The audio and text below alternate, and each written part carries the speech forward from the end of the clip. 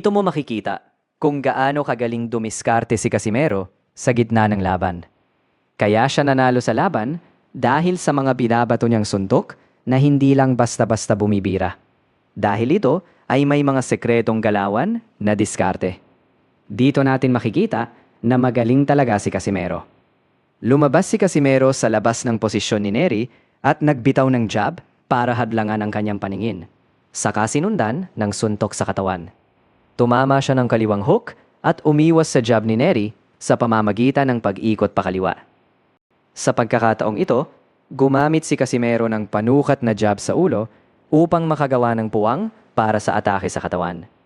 Una niyang ipinakita na maghahagis siya ng kaliwang hook sa katawan, dahilan upang ibaba ni Neri ang kanyang kanang kamay at mabuksan ang kanyang ulo.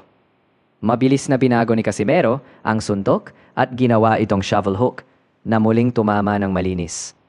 Panoorin ang sumunod na nangyari. Nag-fake siya gamit ang kaliwang kamay at agad na sinundan ang kanang suntok. Pansinin na nanatili si Neri sa mataas na depensa sa pagkakataong ito.